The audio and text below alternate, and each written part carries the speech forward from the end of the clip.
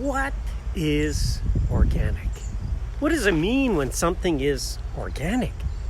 Does that mean it's never sprayed? Does that mean it's better for you and healthier for you? Well, that's what I want to look at this week. The whole notion of organic. Stay tuned.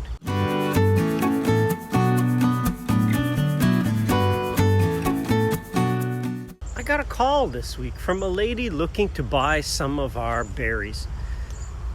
And in the discussion, I had to tell her, we're not certified organic.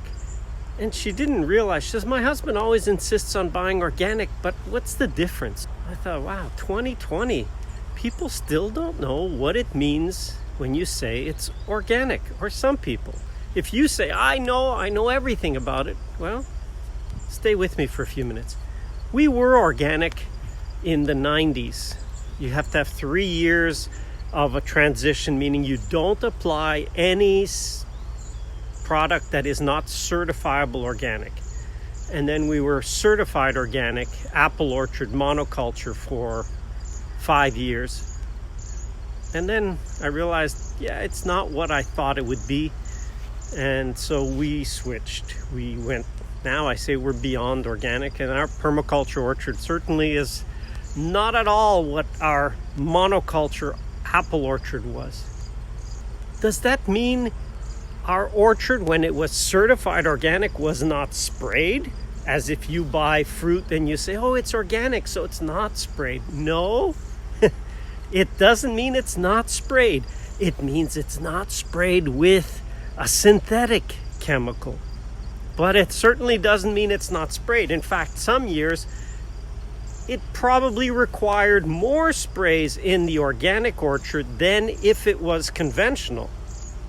So there's organic, uses organically approved products. Conventional can use anything that's allowed. It could use an organic product if they like, but they usually will just use a synthetic version. So what's the difference in the organic spray and non-organic spray?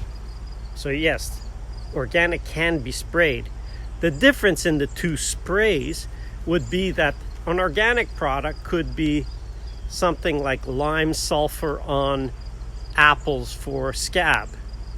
Well, lime sulfur is a product that is more on a natural, it's basically two powders that would be mixed to counter disease on apples. Well, you can use it. It's approved organically, and that product being more natural, it's not a synthesized product, it's a natural product. That product will break down much quicker in the environment. When it lands on the branches, when it lands on the leaves, it will break down and it will produce, you won't have residue that lasts for, I don't know how many years some of the residue lasts, but if you have a polluted groundwater, you go, that stuff can last there for a long time, and you're drinking it. I've heard many times people say, well, I wash my fruit, so therefore I wash off all of the harmful chemicals. And there's products you can buy, like a really benign soap, to really wash that off. I'm sorry. Did you get sold on an idea that if you wash it, you will take it off everything? You know what you'll take off? You'll take off the most recent spray residue that's on there. But all the other sprays that have been put on before have been absorbed into the fruit. You say, no, that can't be. What do fruit have that we have? Well, they have a skin. And have you ever heard of using a patch? For example, if somebody is trying to get over nicotine and they can put a nicotine patch. Well, how can a patch provide nicotine? It's just applied on the skin. How can it work? Well, the skin lets elements go through and absorbed into your body. You think fruit is any different? You think that if you wash it, it will be absolutely good to eat? Hey, if it makes you feel better, go ahead and wash it. You'll also be washing off some of the natural oils that are found on the fruit, but go ahead. If it makes you feel better, do it. But don't be deluded by thinking that by washing your fruit with soap, you are making it go from conventional to beyond organic. That just isn't the case. Deluded? Yeah, I did say deluded. You can be deluded. So it just means that it goes on the fruit, on the leaves, and whatever lands on the soil, and it does land on the soil, it will break down quicker. Is it healthier? Yes, it's healthier to have a product that breaks down naturally. So organic products that are used tend to be, let me just say, they're less harmful. That's the nice thing about it. You can have whey on your hand. Hey, this is safe. You think, how is it safe? Well, this is food. You can actually drink this stuff. Try drinking the chemical fungicide. Oh, quite salty. Depending on the batch of cheese that was made, more or less salt. Does it mean that it's great for you? I don't think it's great for you necessarily, but it's not as harmful. I look at the whole thing about conventional, organic, biodynamic, permaculture. It's a continuum. It's good, better, best. If you say, you know what, I eat, well, maybe an apple isn't a great example because they get a lot of sprays. But if you eat, I don't know what it would be, an avocado a day, and you say, I eat it and it's conventional. Look, eating fresh fruit and vegetables is better for you than not eating them. Eating organically approved, organically certified products is better for you, even better. That's better. So it's good to eat fruit and vegetables. It's better to eat organic fruit and vegetables. The best would be to buy fruit and vegetables from somebody you know. You see what they use, and you know whether that jives with what you're talking about. The best would be if you can grow things without needing any sprays. That would be the ultimate. Does that mean that fruit is necessarily better for you? Not necessarily, because a lot of the foods that are grown really depend a lot on the soil. And soils vary all over the place. We're on very sandy soil, and it's better for some crops than others. It's not great for something like pear and apple because it's just too droughty, so we have to water. So we do give something, we give water.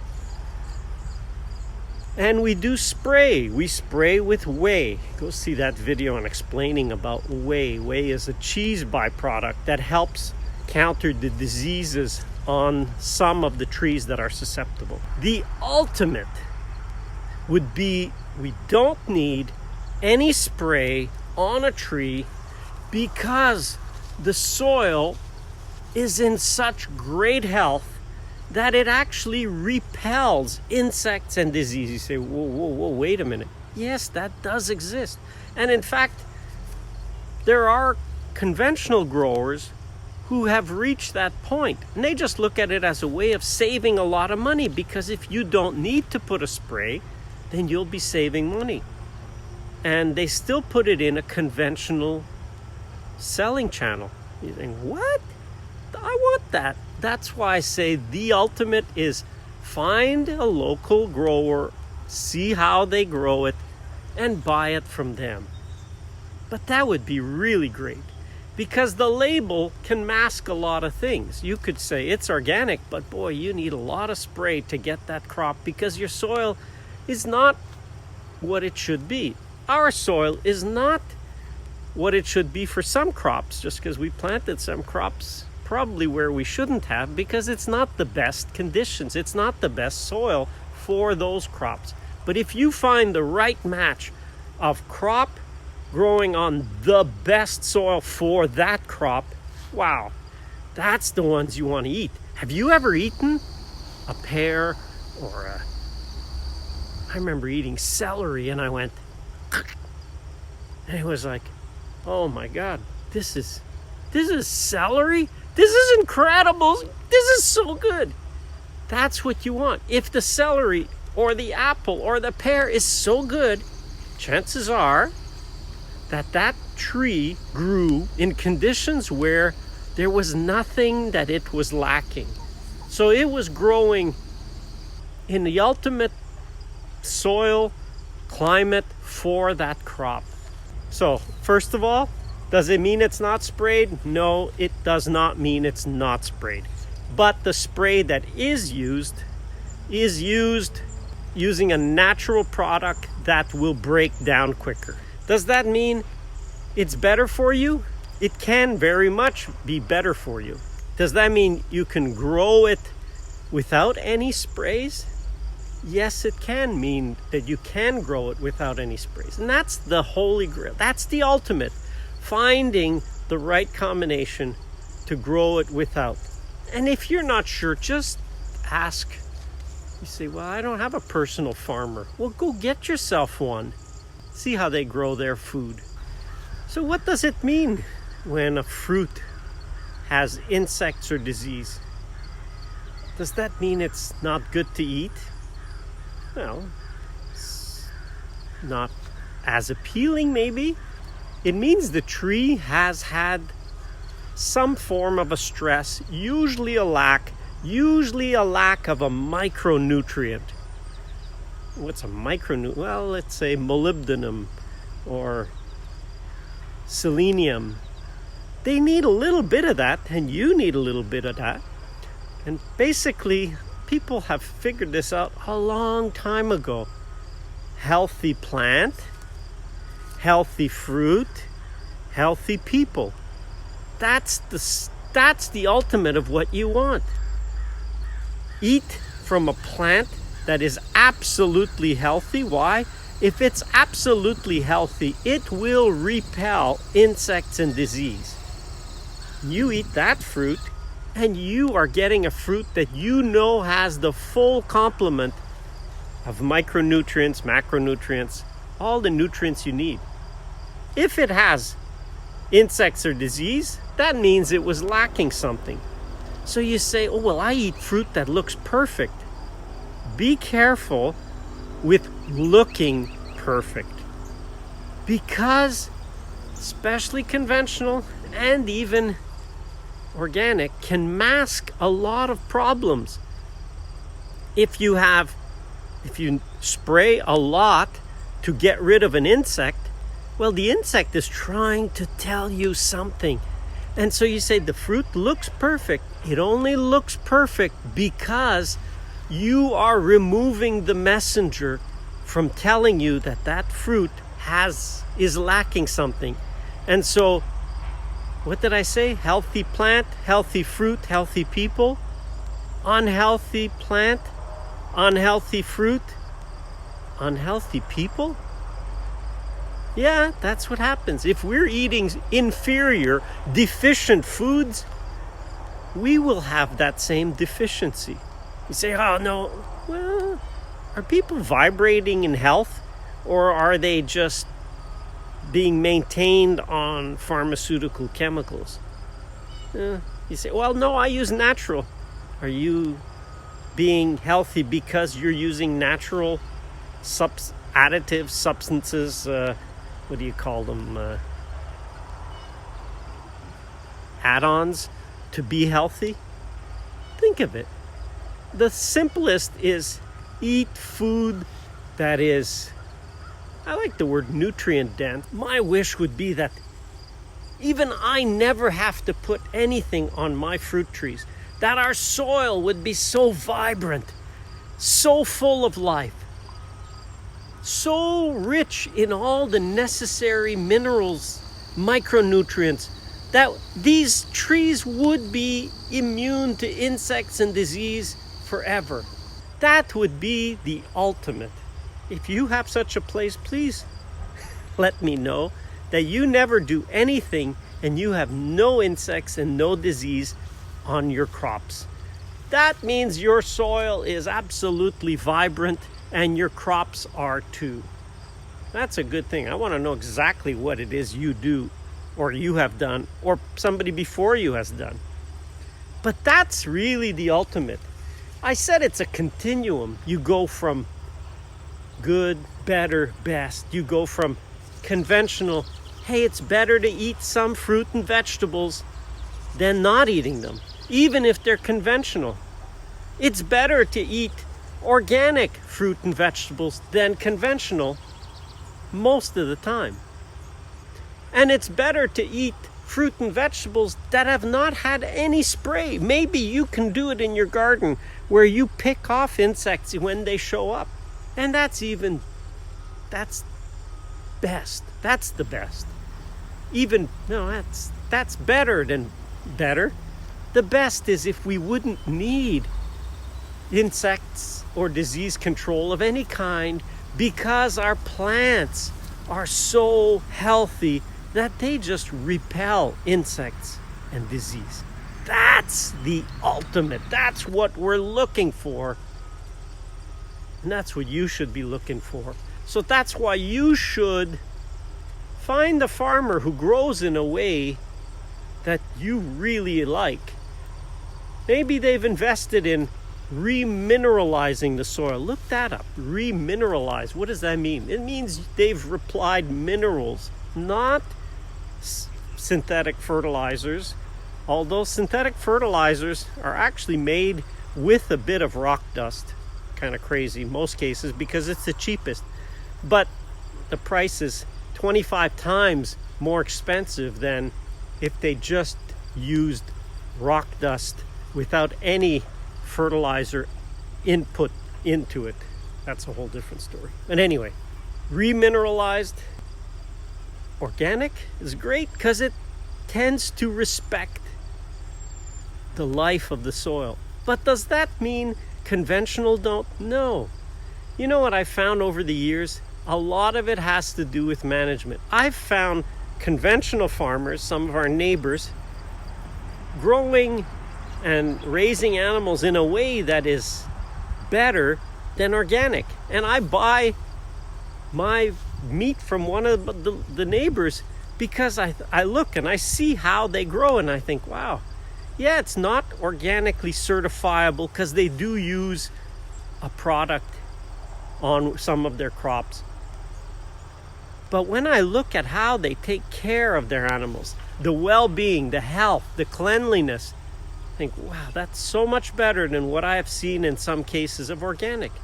So management is so important. Conventional doesn't always mean that it has used all the products or it has used a bunch of sprays. It does not mean. A lot of it depends on the year. Some years there are more insects than others. Some years there's almost none. Some years they don't even recommend you put a spray of an insecticide against an insect. Yes, years matter. The ultimate would be that nobody would need any of those things because everybody's soil is absolutely vibrant. That's the ultimate. How can you find out what products have been put on a fruit? Even if it's organic and you say, really? Organic? It means it could be sprayed? It could be sprayed. You can go to, if you look at the label and it says certified organic, certified by, look at that certifying body or agency. They have a website and they have, I don't remember the term in English, in French, because I was certified in Quebec, and it was called a cahier de charge, or a approved products manual, if you like. And you can go to that manual and see what products they allow to be applied on the fruit. And then the ideal will be if you could track it right to the farm and see what did that farm use this year. That would be really nice. That would be really nice. You say, well, that means if I'm eating my cereal and I could find out that this cereal came from this farmer who used Roundup and I don't want to use Roundup. Yeah, that would be great. Wouldn't it be great if we could find that out? Yeah. Let's just say that there's a little bit of opposition to that. But if you have, and you do have a choice, because every time you buy something, you're voting with your dollars. And that's why I say, support a local farm, a local farmer who you approve and you like how they do things. And see, what do? Ask them. Don't be afraid of saying, hey, what did you put on? And this lady was telling me, she says, yeah, I called so-and-so and I asked them, is it organic? And they said, no, it's natural. Well, there's a lot of titles. Hey, there are a lot of titles out there. You say, oh, that fruit it's regenerative. It's natural. It's all natural. It's ecological. I've seen a whole bunch of titles. The only one that actually right now has, there are several in the works and there may be some new ones, but the only one that really has a body of certification where there's somebody who certifies is organic. Does that mean that there is absolutely impossible to find a synthetic product in an organic product? No. Why? Does that mean people are cheating? No. Does that mean there is drift from a neighbor's field? It could be. People generally report what it is they've put on, and they are generally honest, especially farmers on average are honest. Say, well, because I'm a farmer, I say that? No.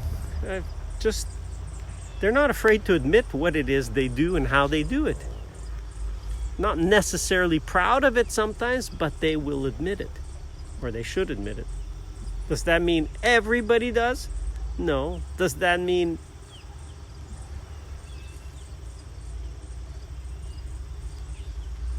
osprey?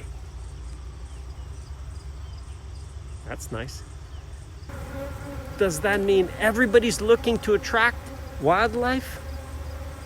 No. Does anybody do efforts? Some do efforts to make their farm more attractive to wildlife, to biodiversity? No. Should we? I'd love it. It would be fantastic. It's not always happening. The bottom line is often what dictates, but people's desire to change. And farmers, let me get this straight, farmers are the stewards of the land. They love their land, at least they should. If they don't, they shouldn't be farming, honestly. But they're the ones who love the land. You say, oh, I come from the city. Listen, you don't love the land as much as the people who have been on it, who make their living from it. How they do things, listen, they do it because that's what they learned, because they think it's easier. They're in a process. Some don't want to learn anymore. They're set in their ways, and that's just the way they're going to do it. Okay, so don't buy their products. But people are looking to get better, to be better stewards of the land. The whole goal of farming, from most of the farmers I've spoken to, they want to leave the land in better condition than they got it. A lot of people have failed at that, but it's a learning process. It's not that obvious. You say, oh, well, you just put compost. Look, you may do that in your garden. How much compost do you have? How much compost does it take for your garden? And you think, multiply that by tens, hundreds of acres. How much compost do you need? Can you even produce that amount of compost?